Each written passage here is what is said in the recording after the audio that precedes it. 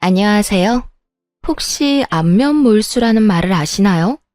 아는 사이인데도 아예 모르는 척하거나 뻔뻔하게 굴 때 쓰는 말이라고 하더라고요. 이런 말이 어울리는 사람에 대한 기억이 최근 우연한 만남을 통해 떠올랐는데 여러분과 공유하고 싶어 이렇게 사연글을 보내게 됐어요. 그 사건의 주인공은 바로 전 시모와 그 가족들이에요. 그들에 대해 말하려면 남편과 제 사이에 대해 먼저 알려드려야 할 것 같네요. 남편은 같은 고향 출신으로 동갑내기 고교 동창이에요. 남편과 친해지게 된 계기는 친정어머니 덕분이었어요. 친정어머니는 제가 고등학생일 무렵 다니던 학원 근처에서 분식집을 하셨거든요. 그래서 근처 학원을 다니는 친구들이 어머니가 하는 분식집을 자주 찾았어요. 남편 역시 단골이었던 거죠. 남편이 조금 소심한데 어릴 때는 지금보다 더 주눅 들어 있었거든요. 남자아이 혼자 떡볶이 먹으러 온 걸 보고 어머니가 신경을 많이 써줬어요. 남편은 식탁 위를 항상 깔끔히 정리해서 어머니한테 칭찬도 많이 받았고요. 그리고 저는 남편과 같은 학원에 다녔었기 때문에 자주 만났죠. 그때 남편이 저한테 그랬거든요. 너희 집은 진짜 즐거워 보이네. 넌 좋겠다. 진짜 부러워. 갑자기 무슨 오글거리는 소리야? 다른 집도 다 비슷하지 않아? 꼭 그렇지만은 않지. 넌 진짜 복 받은 줄 알아야 해. 나중에 알게 됐죠. 남편이 집에서 차별을 많이 당했다는 걸요. 알고 보니 재혼 가정이었는데 계모가 남편을 어릴 때부터 많이 차별했대요. 드라마에나 나오는 이야기라고 생각했는데 직접 들으니 참 마음이 안 좋더라고요. 계모의 아들인 남동생은 새 것만 들고 다니는데 남편은 늘 같은 걸 들고 다녔고요. 밥도 제대로 못 얻어먹는지 매번 우리 분식집에서 배를 채우더군요. 화목한 우리 집을 보며 부러움을 느끼는 남편이 측은해서인지 관심이 가기 시작하고 점점 마음을 키워갔던 것 같아요. 그렇게 대학 들어가서 연애를 시작하고 직장인이 된 후에 결혼을 하게 됐죠. 내가 이 사람을 행복하게 해주고 싶다고 생각했어요. 그런데 시댁이 참 정글 같은 곳이더군요. 일단 시부는 저를 엄청 좋아해 주셨거든요. 그래, 어릴 때부터 봐온 사인이 참 좋구나. 사부인께서는 잘 계시지? 네가 며느리가 돼서 얼마나 기쁜지 모른다. 게다가 대학병원 간호사가 내 며느리인 게 얼마나 자랑스러운지 친구들한테 자랑도 많이 하고 다녔지. 그런데 허허 웃는 시부의 말이 끝나자마자 시모가 날카롭게 받아치더군요. 의사도 아니고 꼴랑 간호사인데 뭐가 그렇게 자랑스러워요? 세상에 자랑할 게 그렇게 없어요. 당신 둘째 아들이 데려온 며느리가 얼굴이랑 행동이 이쁘지. 첫째는 영 뻣뻣하고 인물도 별로라 내 마음에 들지가 않는데. 당신 제발 마음 좀 곱겠어. 애들 앞에서 이게 무슨 추태야? 추태는 무슨 추태예요?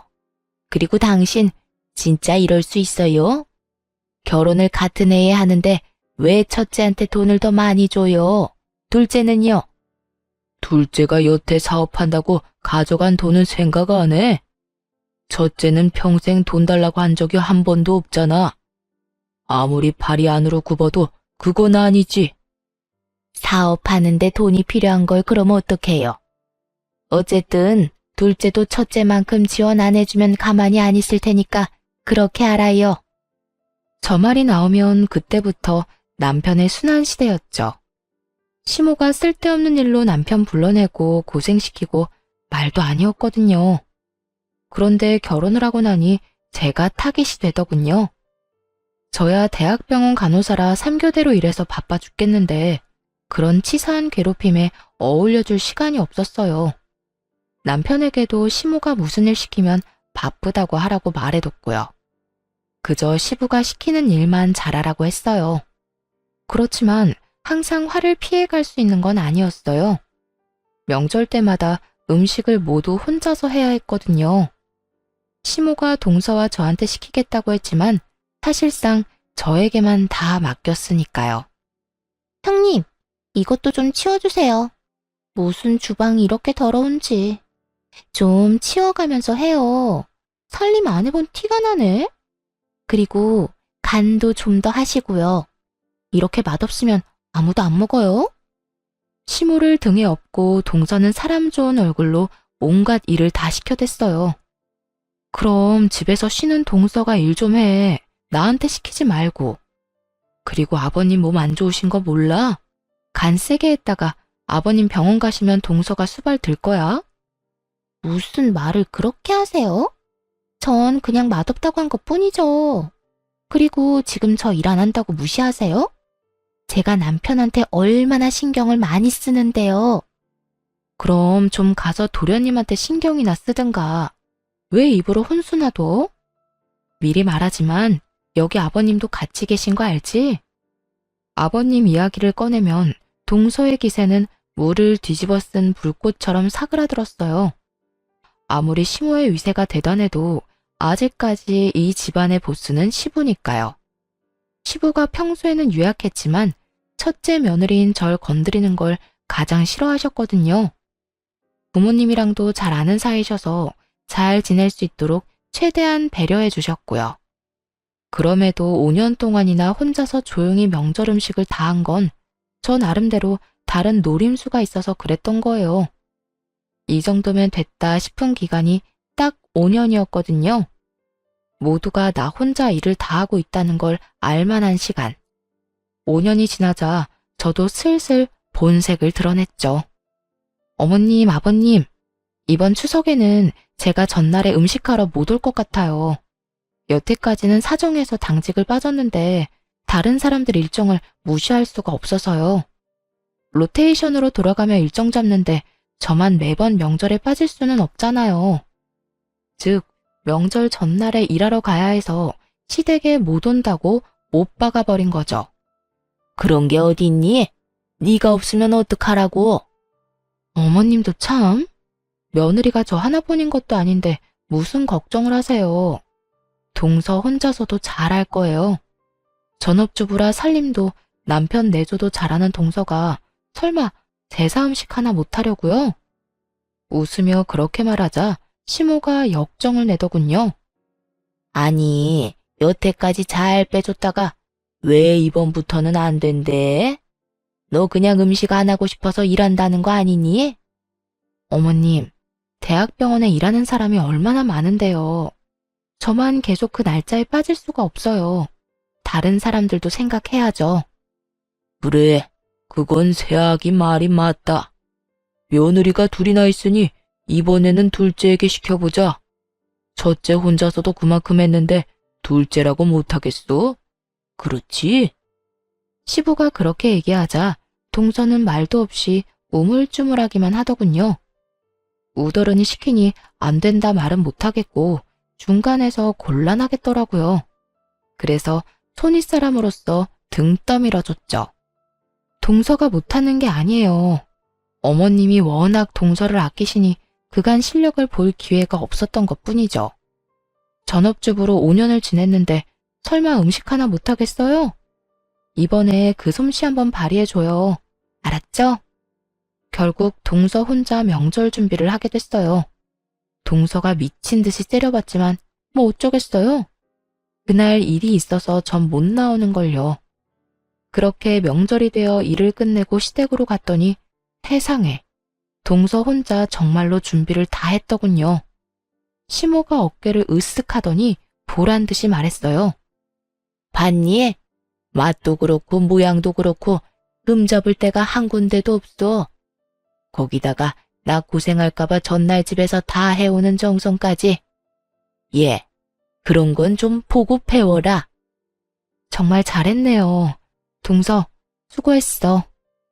그런데 형님, 오늘 일한다고 하시지 않았어요? 그런데 제가 받은 이 문자는 뭐죠? 동서가 뜬금없이 보여준 문자에는 사진 한 장이 첨부되어 있었어요. 저와 웬 남자가 커피를 마시는 사진이요. 다름이 아니라 점심때 보험회사 직원이 상품 하나가 너무 잘 나왔다고 저한테 상담 한번 받아보라고 연락을 했거든요. 마침 남편 보험이 너무 부실했던 터라 한번 상담을 받아볼까 해서 만났죠. 그런데 그때의 모습이 떡하니 찍혀 있더라고요. 제 뒷조사라도 한 모양이었어요. 솔직히 깜짝 놀랐어요. 일하기 싫다고는 해도 이런 짓까지 하다니. 동서는 바쁘지도 않았어? 어떻게 음식 준비하면서 이런 사진까지 다 찍었대? 말 돌리지 말고 이야기나 해주세요.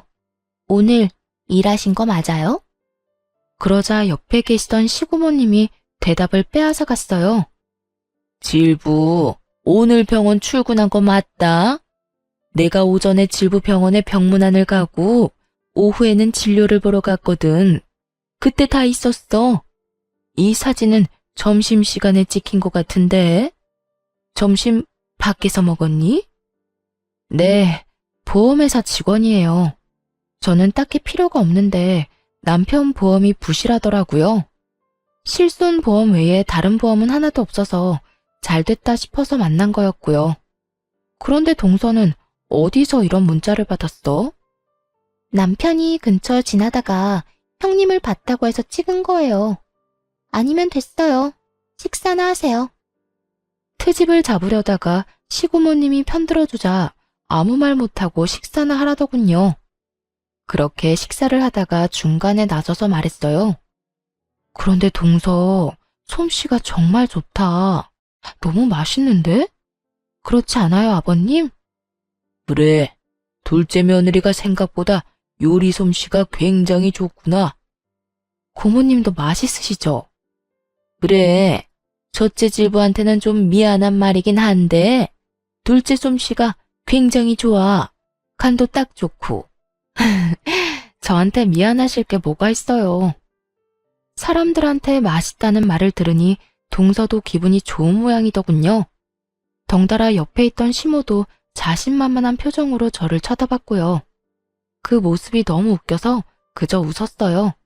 그리고 이렇게 말해줬죠. 그럼 앞으로는 동서가 음식 준비하면 되겠네. 사실 내가 요리를 너무 못해서 항상 죄송하고 민망했거든. 동서 요리 솜씨가 이렇게 좋은데 그걸 뭐하러 썩혀? 그냥 명절마다 이렇게 다른 사람들도 즐길 수 있도록 하면 될 것 같아. 제가 왜요? 이때까지 형님이 다 하셨잖아요. 어른들께서도 동서 솜씨가 참 좋다고 하시잖아. 좋은 솜씨 그렇게 썩히는 거 아니야.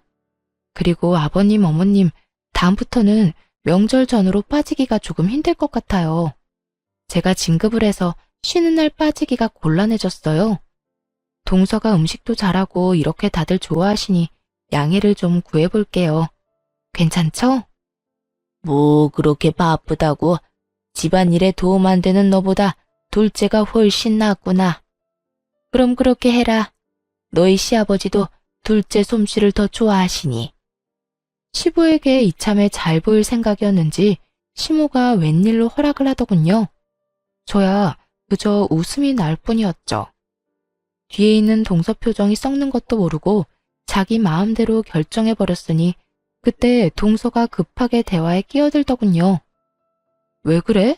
동서, 할 말 있어? 네. 그게 사실 이번에 준비해온 음식들 반찬 가게에서 다 산 거예요. 눈을 찔끔 감고 말하는 동서를 보니 진짜로 웃음이 터질 것 같았어요. 참으려면 허벅지를 꽉 꼬집어야 할 정도였죠. 뭐라고? 너? 그게 너무 힘들었단 말이에요. 혼자서 제사 음식을 어떻게 다 해요? 저도 어쩔 수 없이 그랬던 거라고요. 사실 동서가 음식을 샀든 진짜 했든 저는 상관없었어요. 어차피 다음 명절부터는 음식 준비를 안 할 테니까요. 그런데 시모에게는 청천벽력 같은 말이었나 봐요. 믿었던 도끼에 발등 찍힌 기분이지 않았을까요? 역시나 시모 표정이 완전 귀신처럼 흉악해지더군요. 정신 나갔어? 어떻게 제사 음식을 사놓고 직접 했다고 속일 수가 있어? 아무리 아끼는 며느리라도 이런 상황에서는 미운 모양이었어요. 어머님, 잘 드셔놓고 왜 이제 와서 화를 내세요? 화를 안 내게 생겼어? 못할 것 같으면 못하겠다고 말을 했었어야지. 어디서 사서 가져와 놓고 네가 했다고 거짓말을 해? 가족들 앞에서 날 거짓말쟁이로 만드니 기분 좋니? 도대체 애가 생각이 없어 넌? 동서가 시모에게 먼지 한 톨 남기지 않고 털리고 있는데 시고모님이 말하더군요. 옳게, 애 그만 잡아요. 힘든 것도 사실이지. 그간 첫째 질보 혼자서 얼마나 힘들었는지 잘 알게 됐으니 좀 바꾸는 게 어때요? 이렇게 반찬 가게에서 사 먹는 거 난 나쁘지 않은데? 넌 어떻게 생각하니? 저도 뭐 괜찮네요, 누님. 안 그래도 매번 첫째 아가 혼자 고생하는 거 보고 마음이 쓰였는데 다음부터는 그냥 음식 사서 제사 지내도록 하자. 다들 그러시다면 어쩔 수 없죠. 결국 시모는 어쩔 수 없이 모두의 의견에 동의할 수밖에 없었어요. 동서를 밀어주려 했는데 그간의 제 노고만 빛났으니 얼마나 속이 쓰렸겠어요. 마지막에는 저만 그동안 고생 많았다는 말을 들으며 그날 하루가 끝났죠. 동서는 그 뒤로도 시모에게 그 일로 계속 욕을 먹더군요. 그냥 넘어갈 수도 있지만 시모의 마음이 워낙 좁아 용서를 못하는 듯 했어요. 하지만 동서가 시모에게 시달리는 것도 한두 달 뿐이었어요. 그 뒤에는 가족들 모두 정신이 없어졌거든요. 시부가 연세치고는 정정하게 지내셨는데 갑자기 몸이 계속 안 좋아지셨거든요. 건강검진을 해보니 문제가 있어 제가 다니는 병원에 입원하시게 됐어요. 변명은 폐암. 게다가 속도가 빨라서 발견했을 때는 손 쓸 수 없을 정도였어요. 시부가 입원해 있는 동안 시모랑 동서 둘이 딱 붙어 옆에 있더라고요. 하지만 간병을 하는 게 아니라 사람을 못 살게 굴고 있었죠. 대화하는 걸 대충 들었는데 유산과 관련된 이야기를 하더라고요. 참 바뀌는 거 없는 인간들이다 싶었어요. 시부 재산이라고는 시댁 집뿐이고 돈도 어차피 치료비에 거의 다 쓰일 텐데 뭐가 그리 급한지 누워있는 사람을 괴롭히더군요. 몇 번은 제가 절대 안정을 해야 한다는 말로 내쫓아주기도 했지만 아주 끝장을 보려는 건지 끈질기게 시부에게 확답을 듣고자 하더라고요. 결국 시부가 가족들 모아놓고 이야기를 꺼냈어요. 당신도 알다시피 내가 가진 건 별로 없어. 이 집이랑 예금만 얼마 정도 있지. 당신이랑 둘째한테 유산을 주는 조건은 내 누나를 돌봐주는 것뿐이야. 내가 누나보다 먼저 가게 될 줄은 몰랐으니 나 대신 우리 누나를 잘 보살펴주면 유산 돌려줄게. 그렇게 하겠소? 시고모님이 시부를 업어 키웠다고 할 정도로 남매가 각별한 사이였거든요. 시부를 고등학교까지는 보내려고 결혼도 하지 않고 돈만 벌다가 결국 시고모님은 혼자서 늙어가셨죠. 게다가 지금은 일도 없이 연금 받아서 지내고 계신 것 같았거든요. 각종 질병도 있어서 병원에 자주 가시기도 했고요. 그런 고모님이 안쓰러워 저도 신경을 참 많이 썼는데 시모에게 맡긴다니 걱정이 많이 되더군요. 시모는 자신 있다는 듯이 고개를 끄덕였어요.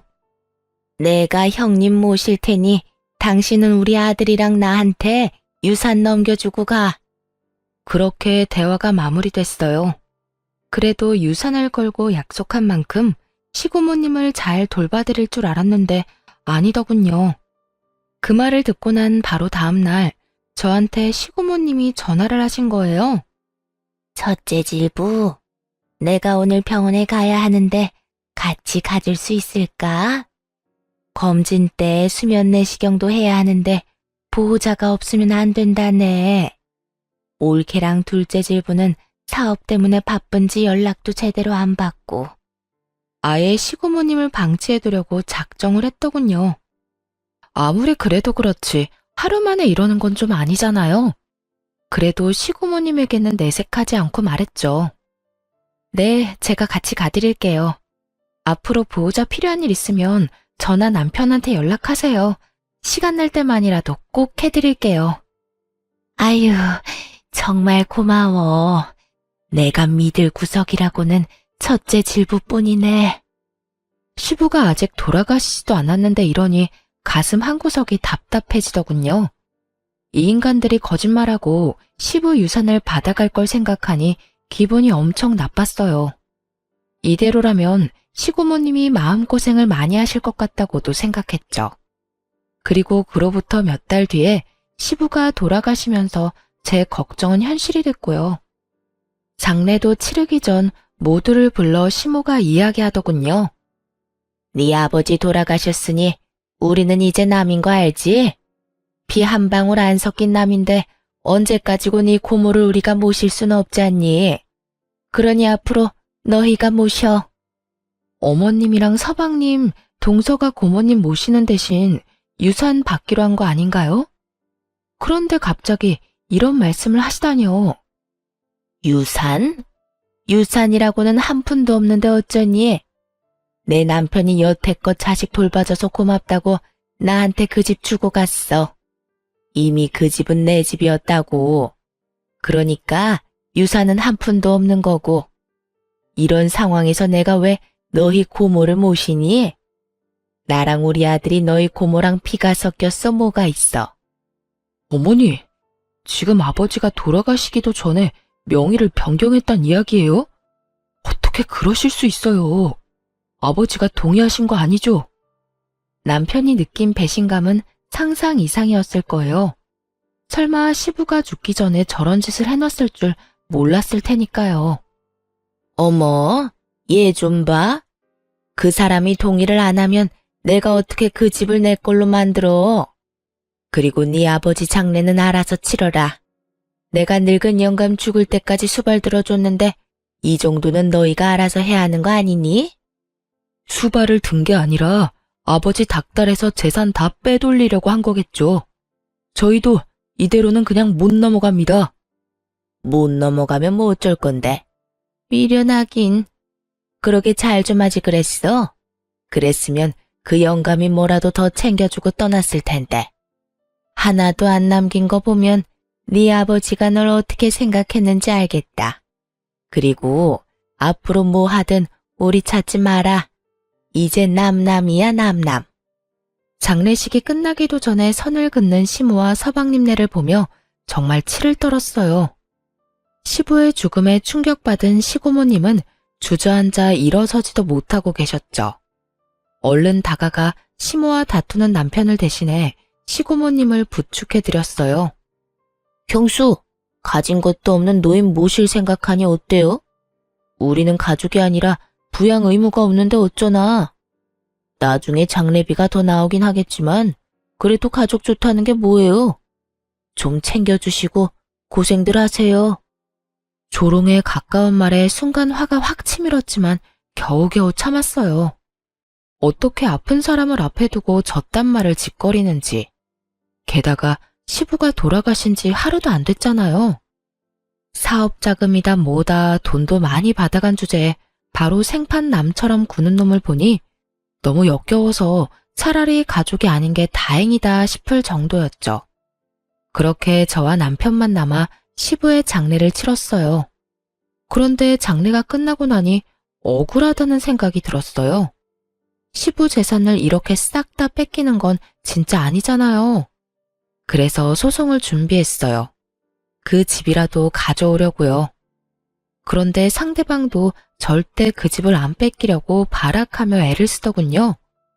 소송한 지 얼마 안 돼서 시고모님이 저희를 찾아왔어요. 소송 취하하는 게 어떻겠니? 솔직히 그 이야기 듣는데 너무 원망스럽더라고요. 돈이 문제가 아니었어요. 남편에게는 아버지의 마지막이 걸린 문제였죠. 그것마저 뺏기면 시부와 남편은 시모에게 평생을 당하고만 산 것일 테니까요. 고모님, 그래도 그 집은 아버님 거예요. 원래라면 남편이 받아야 할 집이고요. 이대로면 아버님도 억울하실 거예요. 잘 알아. 그러니 취하하라는 거야. 내가 네 시아버지한테 부탁받은 게 있어서 그래. 뭔지는 잘 모르겠지만 돌아가신 시부에게 부탁받은 게 있다니 일단 소송을 취하하기로 했어요. 그러자 시모와 서방님이 찾아왔더군요. 그래, 잘 생각했다. 그러게 폐할 소송을 왜 하니? 변호사가 딱 봐도 너희가 질 것 같다고 한 거니? 그래서 소송 취하한 거야? 이렇게까지 캐묻는 이유는 단순했어요. 자기들이 변호사에게 좋은 소식을 듣지 못한 거죠. 사실 법정 다툼으로 가면 불리해지는 건 그쪽이었거든요. 재혼 부부인데 혼인신고도 안 했고 유언도 없는데 증여로 유산을 받았다기엔 시부의 마지막 정신이 온전한지도 모르고 다툼을 해볼 여지가 충분한 비정상적인 증여였으니까요. 그런데 저희가 소송을 취하하니 무슨 꿍꿍이가 있다고 생각하고 온 것 같더라고요. 그때 시고모님이 나타나서 시모에게 물었어요. 올케 얘기 좀 들어봅시다. 우리 동생이랑 재혼할 때 혼인신고했어요? 혼인신고 안 했죠. 그럼 사실혼 관계인가요? 사실혼도 아니죠. 같이 살기만 했을 뿐. 결혼식도 안 했는데요. 그럼 우리 조카를 양자 입양 안 한 것도 맞아요? 혼인신고도 안 했는데 입양을 왜 해요? 그럼 올케 자식도 법적으로는 우리 동생 아들이 아니겠네요. 네, 우리 진짜 남이라니까요. 남남. 그런데 이런 건 왜 꼬치꼬치 캐물어요? 저는 시고모님이 미리 말씀하신 대로 두 사람의 대화를 녹음 중이었어요. 이야기를 들을수록 시모가 시부의 재산을 빼돌렸다는 의심을 지울 수가 없었어요. 그런데 시고모님이 갑자기 웃으며 종이를 하나 꺼내시더라고요. 그럼 계산이 간단해서 좋네요. 지금 그 집 소유주가 올케 맞죠? 그 사람이 진짜 명의를 나한테 넘겨주고 죽었다니까요. 그런데 이게 뭐야? 시고모님이 건넨 서류를 슬쩍 훑던 시모가 깜짝 놀라 소리를 꽥 지르더군요. 내가 그 집 소유주한테 그 집을 담보로 돈을 빌려줬어요. 이건 그 차용증이고요. 그런데 돈을 갚지 않은 채 그 집이 그쪽으로 넘어갔으니 당신이 갚아야겠네요. 시부가 빌린 돈은 거의 1억에 가까운 금액이었어요. 게다가 돈을 못 갚으면 집을 주겠다는 조항이 떡하니 적혀 있었죠. 거짓말이지? 가족끼리 돈 빌린 일에 이런 건 소용없다고. 가족끼리라도 차용증 쓰면 당연히 법적 효력 있는 건 몰랐어요. 근데 동생도 참 너무하네. 그 집 받을 때 아무 설명도 못 들었어요? 시모는 아무 말 못하고 손톱만 질근질근 물어뜯더군요. 딱 보니 시부 허락 없이 집을 가져간 티가 났어요. 완전히 얼굴이 파랗게 되어서 했던 말만 되풀이하더라니까요. 거짓말이야. 이럴 리 없어. 이거 가짜죠? 가짜니까 여기서 이러지. 이게 진짜였으면 소송할 때 이야기했으면 되잖아. 그렇게 의심되면 확인해 봐요. 그거 변호사 공증 받은 거거든요. 그 말이 끝나기도 전에 시모가 서류를 쫙쫙 찢어버렸어요. 이런, 원본은 당연히 변호사가 가지고 있어요. 그러니까 사본은 얼마든지 찢어도 상관없어요. 평온한 시고모님 말투에 시모는 미쳐버리기 딱 일보 직전이더라고요. 왜냐면 시모가 가져간 그 집에는 이미 은행을 통한 담보대출도 잡혀 있었거든요. 상속받자마자 소송으로 뺏길 수도 있다고 생각해서 그런지 서방님이 이미 그 집을 담보로 대출을 신청했더군요. 이 집 담보대출 받아서 그만큼 돈 못 줘요. 그럼 올케가 1억을 나한테 줘야지. 아니면 대출 받은 사람이 주든가. 그러면서 시고모님이 바라보자 서방님이 고개를 대뜸 젓더군요. 안 돼요. 이미 사업자금으로 다 들어가서 뺄 수도 없어요. 너 모아둔 돈도 없니? 지금 그 집 뺏기면 엄마 살 곳 없어. 내가 무슨 돈이 있어요. 넌 돈도 한 푼 없는 애가 무슨 사업을 하겠다고 난리야. 그리고 그 돈은 보관만 하기로 한 거잖아. 그런데 그걸 냅다 다 썼다고? 언제 망할지도 모를 사업에? 이제 시모와 서방님이 아주 박 터지게 말다툼을 하더군요. 어쨌든 난 돈 없으니까 엄마가 알아서 해요. 엄마는 이런 것도 안 알아보고 도대체 뭐 한 거예요? 그렇게 아들이 못 준다고 버티는 통에 결국 시모는 집을 팔아서 마련해야 했어요. 그 차용증이 너무나 명확한 법적 증거가 돼서 목을 죄고 있었거든요. 집 담보대출 받은 금액이 빠지고 시고모님께 1억까지 주고 나니 남는 건 5천 정도 뿐이더군요. 시모가 시고모님께 돈 갚으러 왔을 때 저희 부부와 서방님 부부도 있었거든요. 그때 시모가 서방님과 동서에게 말하더군요. 이제 난 돈도 집도 없다. 1억 준 거나 마찬가지니 너희가 날 모시고 살아야 해. 어머님, 저희 집 좁아요. 그런데 어머님을 어떻게 모셔요? 그러지 마시고 5천으로 월세 집이라도 하나 계약하세요. 그럼 월세를 너희가 내줄 거니? 월세를 왜 저희가 내드려요?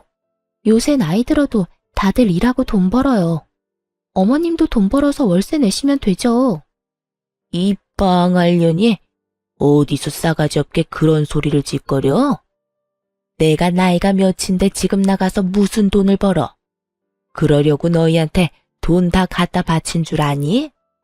그리고 야, 아들, 넌 네 마누라가 졌단 소리 하는데 왜 이렇게 태연해?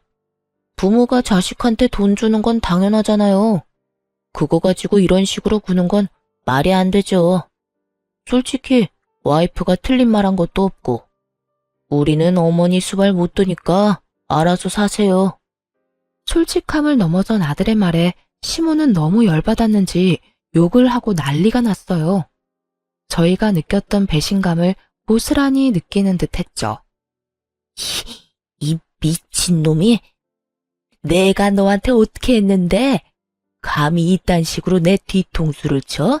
이 버러지 같은 놈. 그러는 엄마야말로 알아보지도 않고 일 저질렀잖아요. 그 바람에 애꿎은 우리가 이 고생을 하고 있고 그게 내 탓은 아니지. 서로 물고 뜯고 하는 장면을 보니 어찌나 유쾌하던지. 끝까지 남 탓만 하는 걸 보니 둘이 역시 모자구나 싶었어요. 그런데 그때 시고모께서 그러시더군요. 너희 아버지도 참 짓궂어. 이렇게 될 줄 알고 그 집을 넘겼겠지. 나한테도 그랬거든. 너희 엄마가 날 아예 신경도 안 쓰면 이 차용증으로 혼내주라고. 그래도 한 몇 달간 돌보는 신용은 할 줄 알았는데 그러지도 않더라. 날 잘 돌보는 사람한테 유산 넘겨주라고 했는데 남남이란 쪽은 신경 꺼도 되겠지? 자, 이 1억은 너희 거야. 소송 취하하기 잘했지? 뭐하러 귀찮게 소송을 해? 이렇게 쉬운 방법이 있는데. 시고모님은 1억을 시모가 보는 앞에서 바로 남편에게 넘겼어요. 그걸 보고 있던 시모와 서방님 얼굴이 진짜 볼만하게 일그러지더군요. 우와, 아버지 진짜 사람 뒤통수를 이렇게 친다고? 뒤통수는 서방님, 아니 그쪽이랑 그쪽 어머니가 쳤겠죠. 아버님은 그거 미리 예상하고 막아두신 거고. 아버지라는 말 입에 담지도 마세요. 남이라면서. 남의 아버지를 왜 자기 아버지래? 정신 나갔어요? 매섭게 쏘아붙이자 서방님은 말도 못하고 빤히 쳐다만 보더군요. 왜요? 내가 틀린 말 했어요? 언제는 남남이라면서요. 아버지 아니라며. 피 한 방울 안 섞였다며. 형수, 진짜? 누가 당신 형수야? 한 번만 더 형수라고 불러봐요. 가만 안 둘 테니까. 확실하게 선을 긋자 서방님이 어이없다는 표정으로 보더군요. 제가 이렇게까지 맞설 줄은 몰랐나 봐요. 옆에 있던 시모는 시모대로 억울한지 시부 욕을 마구 해대더군요. 이 썩을 놈의 양반이 나한테 썩은 고기를 줬다 이거지? 내가 이대로 넘어갈 줄 알아? 절대로 못 참아. 너희들이 왜 그 돈을 가져가는 거야? 돈 다시 돌려내. 그 사람 배우자인 내가 돈을 받아야지. 본인 입으로 사실혼도 아니라고 했으면서 내가 괜히 다 녹음해둔 줄 알아? 이렇게 한 입으로 두말할까봐 그런 거야. 몰래 동생 재산 빼돌려 놓고는 뭐? 가족이 아니야? 그래 놓고 이제 와서 가족이라고? 에라이 천벌받을 인간 같으니. 계속 이런 식으로 나오면 나도 가만히는 안 있어. 경찰에 신고해서 콩밥 먹도록 만들어줄까? 정신없는 사람 이용해서 재산 빼돌렸다고? 시고모님이 벼락같이 소리치자 시모는 구시렁거리며 자리를 떠날 수밖에 없었어요. 그 인간들 떠나는 모습을 보면서 시고모님이 그러시더군요. 그리고 여기 내가 가지고 있는 다가구 건물 너희들이 가져가. 너희 아버지랑 공동으로 산 건데 내 명의로 하라고 했었지. 너희도 알다시피 내가 자식도 없고 남편도 없잖니. 시고모님이 말씀하시는 거 들으니 제 속이 다 시원하더군요. 사실 시고모님은 시모의 말처럼 집만 되는 노인은 아니었어요. 결혼도 하지 않고 어린 나이부터 악착같이 일해서 모은 돈을 활용해 50대 아파트 하나와 건물을 2개나 가지고 계셨거든요. 저희에게 주신 다가구 건물 제외하고서도 말이죠. 그렇게 마련한 건물 월세만으로도 한평생 일을 안 해도 될 정도였으니 뭘 모르는 남의 눈에는 일도 안 하고 연금으로나 먹고 사는 노인처럼 보였겠죠. 게다가 워낙 검소하셔서 더욱 그렇게 보였을 테고요. 시모는 그 허름해 보이던 시고모가 사실은 복권이라는 걸 전혀 몰랐던 거예요. 알았다면 저희한테 떠넘겼겠어요? 끝까지 물고 늘어지려고 했겠죠. 나도 이제 나이가 들어서 건물 관리를 너희한테 맡길까 싶어. 질부가 예전에 일하는 거 힘들다고 했지? 어때? 나 대신 건물 관리 해볼래? 나중에 물려받으면 관리하기 더 쉬울 거야. 쓸데없이 고민을 길게 하지 않았어요. 나중에 받아놓고 관리 못해서 날리는 짓은 안 하고 싶었거든요. 네, 제가 관리해 볼게요. 그럼 조카 명의로 할 다가구 주택이랑 내 상가 2채는 질부가 관리해줘. 내일부터 나랑 같이 다니면서 얼굴 도장 찍자. 그렇게 시고모님 따라 열심히 배웠어요. 1년 정도 열심히 하니 그제야 여유가 생기더군요. 그렇게 2년을 더 관리인이자 건물주로서 일하는데 어느 날 정말 깜짝 놀랄 만한 우연을 맞닥뜨렸어요. 남편 명의의 다가구 건물 중 원룸 계약을 원하는 사람을 만나러 부동산에 갔거든요. 그런데 거기서 전 시모와 마주친 거 있죠? 전 시모가 제 얼굴을 보더니 깜짝 놀라 소리를 치더군요. 네가 왜 여기 있어? 너 내 뒷조사하니? 제가 왜 아주머니 뒷조사를 해요? 안 그래도 얼마나 바쁜데. 원룸 계약하러 오신 거 아니에요? 1층? 그거 제 남편 건물이거든요. 저는 관리인이고요. 그 이야기 듣자 갑자기 눈이 확 돌더니 전 시모가 저한테 달려들었어요. 야, 너 바른 대로 말해. 이 건물 네 시아버지가 빼돌린 거지? 우리 모르게 건물 가지고 있었던 거지? 어쩐지 그 짠돌이 같은 영감이 너무 아무것도 없기는 했어. 이거 다 사기인 거 알아 몰라? 내가 소송해서 다 되돌려 놓을 거야. 소송이요? 아주머니가 무슨 자격으로 소송을 하세요? 잊으셨어요? 본인 입으로 제 시아버지랑 아무 관련 없다고 말씀하셨잖아요. 혼인신고도 안 했다. 사실혼도 아니다.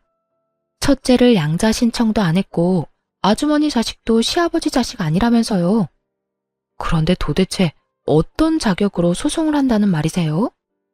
제 말에 전 시모가 순간 말을 못 잇더군요. 그럴 수밖에요. 그때 시고모님 부탁으로 전부 다 확실하게 녹음해 놨으니까요. 원본이 아직도 저한테 있는데 소송한들 법원에서 받아줄 리도 없고요. 그래도 내가 저를 키운 정이 있는데 어떻게 그놈이 그럴 수가 있어? 이런 식으로 아버지 재산 빼돌려서 내 뒤통수를 치다니. 아이고, 억울해서 못 살겠네. 신세 한탄을 시작한 전시모를 보며 피식 웃어주고는 말했죠. 그러게, 처음부터 고모님한테 잘 좀 하시지 그랬어요.